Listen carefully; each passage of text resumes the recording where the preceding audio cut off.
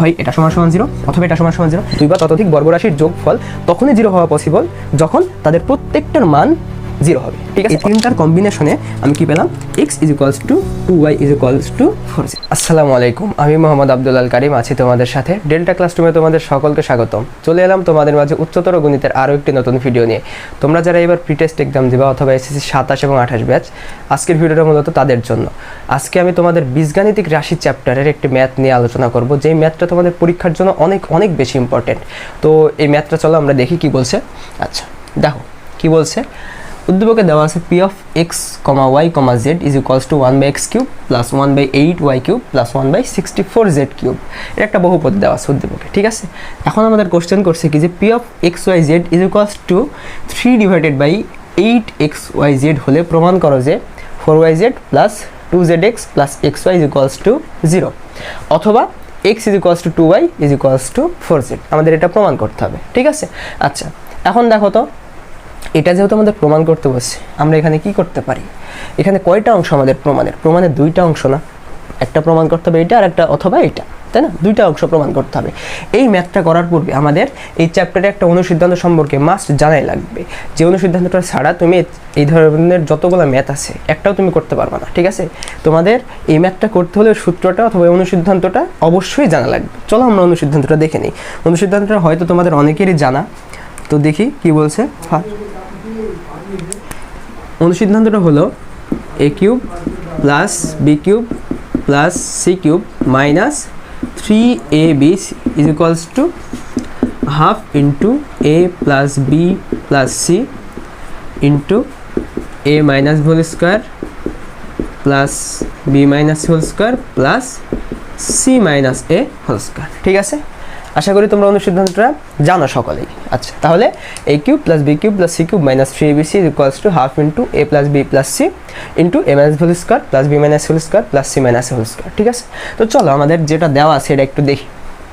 p of x, y, z একটা বহুপদী দেওয়া আছে। এখন আমাদের কোশ্চেনে একটা শর্ত বলে দিছে কিন্তু, যে p of x, y, z = কি হতে হবে, 3/8xyz এর একটা শর্ত। তার মানে p of x, y, z অর্থাৎ এই যে এই মানটা 3/8xyz এটার সমান হবে, তাই না? তাহলে আমরা এখান থেকে বলতে পারবো না যে 1/x³ + 1/8y³ + 1/64z³ = 3/8xyz হবে, বলা যায় এটা। ঠিক আছে, তারপরে আমি কি করতে পারবো এখান থেকে একটু খেয়াল করে দেখো তো।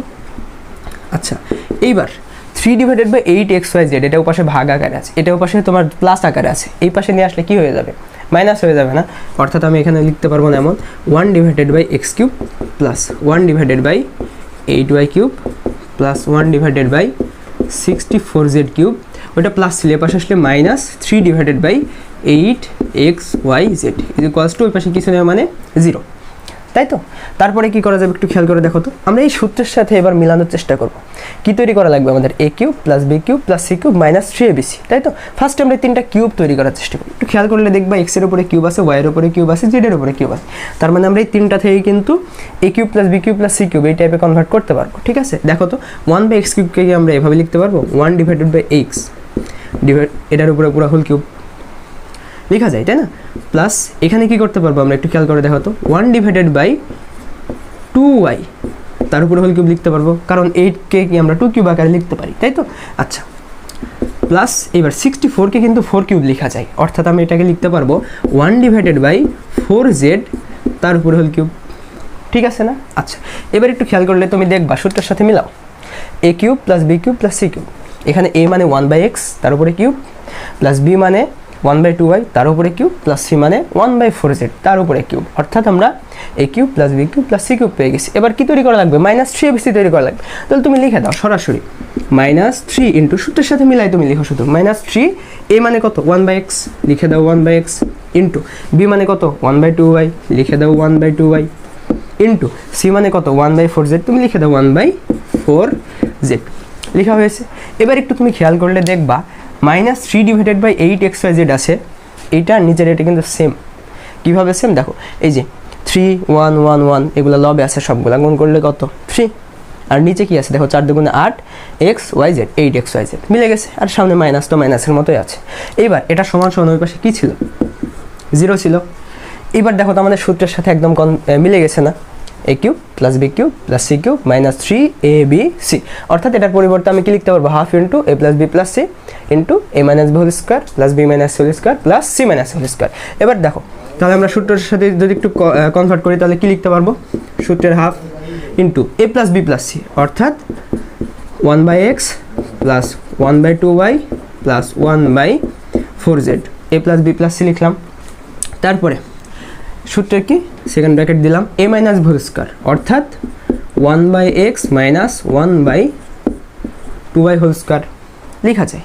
তারপরে plus B minus whole square, B মানে কত 1/2y মাইনাস সি, অর্থাৎ মাইনাস 1/4z, এটার উপর হোল স্কোয়ার লেখা যায়। Plus C minus whole square, C মানে কত বলো তো ভাইয়া 1/4z মাইনাস এ মানে কত 1/x না, তাহলে 1/x তার উপর হোল স্কোয়ার। এবার ব্র্যাকেটটা আমি ক্লোজ করে দিলাম, ইজ ইকুয়ালস টু ওই পাশে কত ছিল 0, 0-এর মতোই আছে। এবার একটু খেয়াল করলে দেখবা সামনে হাফ গুণাকার আছে, কোনো কিছু যদি বাম পাশে গুণাকারে থাকে ডান পাশে পার করে দিলে ভাগ হয়ে যাবে। 0কে তুমি যাই দিয়ে ভাগ করো না কেন, অ্যান্সার কত আসবে 0, তাই না? অর্থাৎ এই পাশের হাফ গুণাকার আছে, ওই পাশে 0 নিচে ভাগ হয়ে গেলে 0/something মানে কত 0, ঠিক আছে? তাহলে আমি এখানে কি বলতে পারবো, এখানে এমন বলতে পারবো না, আমাদের থাকছে কি তাহলে 1/x plus 1/2y plus 1/4z into এখানে 1/x minus 1/2y whole square plus 1/2y minus 1/4z whole square plus 1/4z minus 1/x whole square is equals to 0, ঠিক আছে? সেকেন্ড ব্র্যাকেট মিসিং গেছে এখানে একটা, ইজ ইকুয়ালস টু 0, বোঝা গেছে? আচ্ছা, এবার এতটুকু যদি তুমি বুঝে থাকো, আমরা একটা জিনিস জানি না, যখন আমাদের উৎপাদকে বিশ্লেষণ করতে দেয়, উৎপাদকে বিশ্লেষণ করার পরে একটা সমীকরণে যখন উৎপাদকে বিশ্লেষণ করি আমরা, তখন ওখান থেকে আমাদের ভ্যারিয়েবলের যে মানগুলা ওগুলা নির্ণয় করতে বললে আমরা কি করি দেখো তো। আমরা একটু খেয়াল করলে তুমি দেখবা যে মনে করো আমরা একটা উৎপাদকে বিশ্লেষণ করার পরে লাস্টে দুইটা উৎপাদক পেলাম x-2 into x-3 equals to 0। এখানে আমরা কি করি, আমরা লিখি না যে দুইটা উৎপাদকের গুণফল যখন শূন্য হয় আমরা লিখতে পারি হয় এটা সমান সমান 0 অথবা এটা সমান সমান 0, তাই তো? একইভাবে তুমি একটু খেয়াল করলে দেখবা এইখানেও কিন্তু দুইটা রাশি গুণাকার আছে, ঠিক আছে? এই যে ফার্স্টের এই পুরো অংশটা একটা, আর এই যে পরবর্তীতে একটু খেয়াল করলে দেখবা এই যে লাস্টের পুরা অংশটা কি আছে গুণাকারে আছে, তাই তো? যদি গুণাকারে থাকে তাহলে আমি লিখতে পারবো না হয় এটা সমান সমান 0 অথবা এটা সমান সমান 0, এই পাশে 0 আছে তার জন্য কিন্তু আমরা লিখতে পারবো, 0 ব্যতীত অন্য কোনো কিছু থাকলে লেখা যাইতো না। আচ্ছা, এবার আমি একটু উপরেরগুলো মিশাই দিচ্ছি, ঠিক আছে? উপরেরগুলো আমাদের এখন আর লাগছে না, একটু আমি উপরেরগুলো মিশাই দিই।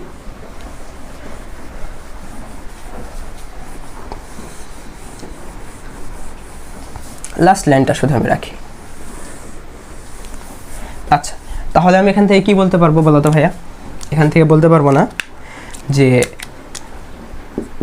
হয় 1/x ফার্স্ট এর ইকুয়ালস টু 0, অর্থাৎ 1/x plus 1/2y plus 1/4z is equals to 0।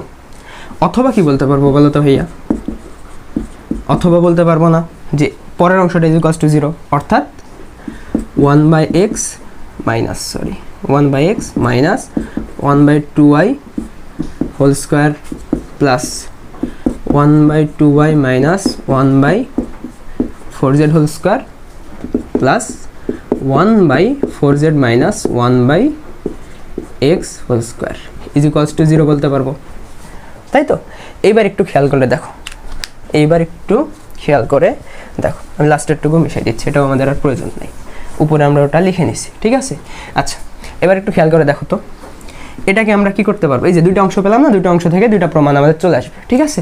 একটু খেয়াল করে দেখো তো এইখানে কি করা যায়। এখানে আমি লসাগু নিতে পারবো না, লসাগু কত যাবে বলো তো ভাইয়া? লসাগু যাবে, আচ্ছা এখানে আছে 4 আর 2, 4 আর 2 এর লসাগু কত? 4 আর 2 এর লসাগু কিন্তু আমি লিখতে পারবো 4, ঠিক আছে? তারপরে কি আছে ভ্যারিয়েবল x y z, অর্থাৎ 4xyz, বোঝা গেছে? এবার একটু খেয়াল করে দেখো 4xyz কে এক্স দ্বারা ভাগ করলে কত থাকে 4yz, 4yz এর সাথে 1 গুণ করলে কি পাবো আমি 4yzই পাবো। ঠিক আছে, মাঝখানে প্লাস আছে, প্লাস দিলাম। এইবার 4xyz কে যদি আমি 2y দ্বারা ভাগ করি তাহলে কি পাবো, y কাটা চলে যাবে, তারপরে 4কে 2 দ্বারা ভাগ করলে কত থাকবে 2, অর্থাৎ 2, y কাটা গেছে অর্থাৎ zx অথবা xz। যেহেতু আমাদের ওখানে zx আকারে লেখা আছে প্রমাণে, আমি এখানে লিখলাম zx। এবার 4xyz কে আমি যদি 4z দ্বারা ভাগ করি তাহলে কি থাকবে, 4 কাটা চলে যাবে, 0 কাটা চলে যাবে, অর্থাৎ কি থাকবে শুধু xy অবস্থা থাকবে, তাই না। xy যদি আমি লবের 1 এর সাথে গুণ করি তাহলে কি পাবো, xy পাবো। ইকুয়ালস টু এর পাশে কি ছিল 0 ছিল। দেখো আমাদের প্রমাণে কিন্তু চলে আসছে, শুধু হরটা এখান থেকে সরাইতে পারলেই কাজ শেষ। এবার 4xyz এর পাশে ভাগ আছে, ওই পাশে 0 এর সাথে গুণ হয়ে যাবে না, 0 এর সাথে আমি যাই গুণ করি না কেন কি চলে আসবে 0, অর্থাৎ আমি এখান থেকে লিখতে পারবো 4yz plus 2zx plus xy equals to 0। একটু খেয়াল করে দেখো তো আমাদের ফার্স্টের অংশটা প্রমাণ হয়েছে কিনা। ফার্স্টের অংশটা কিন্তু আমরা পেয়ে গেছি, অর্থাৎ আমাদের একটা অংশ প্রমাণ শেষ, আর একটা অংশ বাকি আছে শুধু। ঠিক আছে, আচ্ছা এখানে একটু খেয়াল করে দেখো এবার লাস্টের অংশটা। আচ্ছা এইটা করার আগে তোমাদের আমি একটু বুঝাই জিনিসটা। এখানে একটা লাইন লিখতে হয় অথবা একটা বিষয় আছে যেটা তোমরা অনেকে বুঝে করো অথবা অনেকে না বুঝে করো। ঠিক আছে, আমি একটু বুঝাই জিনিসটা। আচ্ছা একটু খেয়াল করে দেখো তো, 3টা রাশি যোগ আকারে আছে, 3টা রাশির বর্গ যোগ আকারে আছে। দেখো প্রত্যেকটার উপর স্কোয়ার আছে না, 3টা রাশির প্রত্যেকটার উপর স্কোয়ার আছে, আবার 3টার যোগফল কত হইতে হবে 0 হইতে হবে। আচ্ছা এইবার 3টার যোগফল কখন 0 হওয়া সম্ভব, 3টা 2 বা ততোধিক বর্গরাশির যোগফল, 2 বা ততোধিক বর্গরাশির যোগফল তখনই 0 হওয়া পসিবল যখন তাদের প্রত্যেকটার মান 0 হবে। ঠিক আছে, অর্থাৎ এই যে 1/x মাইনাস 1/2y আছে না, এখানে এই পুরাটার মান 0, এই পুরাটার মান 0 অথবা এই পুরাটার মান 0, 3টা মানই যখন 0 হবে তখনই তাদের বর্গের যোগফল কত হইতে পারবে 0 হইতে পারবে। কারণ তুমি একটা জিনিস খেয়াল করে দেখো, এখানে আমি যদি এইখানে এই যে দুই বিয়োগফল আছে এখানে, এই পুরাটার ভ্যালু যদি নেগেটিভ হয়, ধরো এটার ভ্যালু নেগেটিভ, এটার ভ্যালু ব্র্যাকেটের মাঝখানে যেটুকু আছে নেগেটিভ, এইখানে ব্র্যাকেটের মাঝখানে যেটুকু আছে এটুকুও নেগেটিভ, কিন্তু উপরে কি আছে স্কোয়ার আছে, অর্থাৎ তুমি নেগেটিভ ভ্যালু দাও অথবা পজিটিভ ভ্যালু দাও, যাই দাও না কেন কি চলে আসবে, একটা পজিটিভ ভ্যালু চলে আসবে না। আচ্ছা 3টা পজিটিভ ভ্যালুর যোগফল কখনো 0 আসতে পারবে, পারবে না। এটা কখন সম্ভব, তখনই সম্ভব যখন তাদের প্রত্যেকটার মান পৃথক পৃথকভাবে 0 হবে। বুঝতে পারছো, কারণ তুমি এখানে 0 ব্যতীত অন্য যাই দাও না কেন, নেগেটিভ দাও আর পজিটিভ দাও, এখানে কি চলে আসবে 0 আসা কখনোই পসিবল না। একটা ক্ষেত্রেই পসিবল যখন তাদের প্রত্যেকটার মান পৃথক পৃথকভাবে 0 হবে। এই কারণে তোমরা গাইডে যখন সলভ করতে যাও একটু একটা লাইন লেখা থাকে, লাইনটা একটু খেয়াল করবা, লেখা থাকে যে 2 বা ততোধিক বর্গরাশির যোগফল 0 হবে তখনই যখন তাদের প্রত্যেকটির মান পৃথক পৃথকভাবে 0 হবে। এইবার আশা করি তোমরা এই লাইনটার মানে বুঝতে পারছো। ঠিক আছে, যারা বুঝো আগে থেকে তারা তো অনেক অ্যাডভান্স, যারা বুঝো না তারাও আজকে বুঝে নিলা। এবার তাহলে আমি কি লিখতে পারবো, অর্থাৎ এই যে আমি যে লাল অংশ দিয়ে জায়গাটা করে নিয়েছি, এদের প্রত্যেকটার মান পৃথক পৃথকভাবে কি হতে হবে 0 হতে হবে না। এবার তাহলে আমি লিখতে পারবো না এখান থেকে যে অর্থাৎ 1/x minus 1/2y equals to কি হতে পারবে 0 হতে হবে। অর্থাৎ এখান থেকে আমি কি বলতে পারবো যে 1/x ইকুয়ালস টু কি হতে পারবে 1/2y, পাশে মাইনাস ছিল পাশে গেলে কি হয়ে গেল প্লাস। এবার যদি আমি সমীকরণটাকে ব্যস্তকরণ করে দিই তাহলে কি চলে আসবে বলো তো, অর্থাৎ x ইকুয়ালস টু 2y। বোঝা গেছে, এখানে দেখো আমি একটা অংশ পেয়ে গেছি। আবার কি বলতে পারবো, আমি বলতে পারবো না, অথবা এবার দ্বিতীয় অংশটা অর্থাৎ 1/2y minus 1/4z equals to 0, অর্থাৎ এখান থেকে 1/2y ইকুয়ালস টু 1/4z। এখানেও যদি আমি ব্যস্তকরণ করে দিই তাহলে আমি কি বলতে পারবো যে 2y ইকুয়ালস টু 4z। বোঝা গেছে। আচ্ছা আমি আবার কি বলতে পারবো একটু খেয়াল করে দেখো তো, আবার আমি বলতে পারবো না, লাস্টের অংশটা সমান সমান 0 হবে, অর্থাৎ অথবা 1/4z minus 1/x equals to 0, 1/4z minus আচ্ছা ইকুয়ালস টু আমি কি লিখতে পারবো বলো তো, মাইনাস টু পাশে গেলে প্লাস, অর্থাৎ 1/x। অতএব এখানে ব্যস্তকরণ করে দিলে 4z is equals two x. আচ্ছা ব্যস্তকরণ মানে কি তোমরা কি বুঝতে পারছো? ব্যস্তকরণ মানে হলো সমীকরণটা উল্টাই দাও, অর্থাৎ লবটা চলে যাবে হরে, হরটা চলে আসবে লবে। বুঝতে পারছো? আচ্ছা এখানে যেহেতু লবে কত আছে 1, 1 হরে আসলে কত 1 তো আর লেখার দরকার পড়ে না হরে, তাই তো? এই কারণে আমরা 2y is equals two 4z এই যে এগুলো এভাবে লিখছি। এবার একটু খেয়াল করে দেখো, এখানে আমরা তিনটা অংশ পাইছি, তাই তো? তিনটা অংশ কি কি পাইছি? একটা পাইছি x is equals two 2y, আরেকটা পাইছি 2y is equals two 4z, আরেকটা পাইছি 4z is equals two x। আমি যদি এটাকে 1 নম্বর ইকুয়েশন ধরি, এটাকে যদি আমি 2 নম্বর ইকুয়েশন ধরি, আর এটাকে যদি আমি 3 নম্বর ইকুয়েশন ধরি, এবার আমি তিনটা ইকুয়েশনের কম্বিনেশনে কি লিখতে পারবো? আমি এখান থেকে লিখতে পারবো না যে 1, 2 এবং 3 নং হতে পাই। আমি 1, 2, 3 নং হতে কি পাই? দেখো ফার্স্টেরটা থেকে কি পাইছি? x is equals two 2y, তাই তো? সেকেন্ডটা থেকে কি পাইছি? 2y is equals two 4z, অর্থাৎ 2y ইজ ইকুয়ালস টু আমি কি লিখতে পারবো? 4z। আবার পরেরটা থেকে কি পাইছি? 4z is equals two x, যেটা আমি এখানে লিখে ফেলছি। অর্থাৎ এই তিনটার কম্বিনেশনে আমি কি পেলাম? x is equals two 2y is equals two 4z। একটু খেয়াল করে দেখো, আমাদের সেকেন্ডে যেটা প্রমাণ করতে বলছিল ওটা কিন্তু আমরা প্রমাণে নিয়ে চলে আসছি, অর্থাৎ এটা একটা অংশ, এটা আর একটা অংশ আমাদের প্রমাণ করা ডান। তো তোমরা যারা ভিডিওটি শেষ পর্যন্ত দেখলে অবশ্যই আমাদের চ্যানেলটিকে সাবস্ক্রাইব করবে যদি ইউটিউব থেকে দেখে থাকো, আর ফেসবুক থেকে যদি দেখে থাকো তাহলে আমাদের ফেসবুক পেজটা অবশ্যই ফলো করবে, এবং নতুন ভিডিও পেতে চাইলে আমাদের ফেসবুক পেজ এবং ইউটিউব চ্যানেলে অবশ্যই সাবস্ক্রাইব করবে এবং জয়েন করবে। তো ভিডিওটা যারা শেষ পর্যন্ত দেখলে তোমাদের সকলের পরীক্ষার জন্য শুভকামনা, আর আজকে এই পর্যন্তই। আসসালামু আলাইকুম।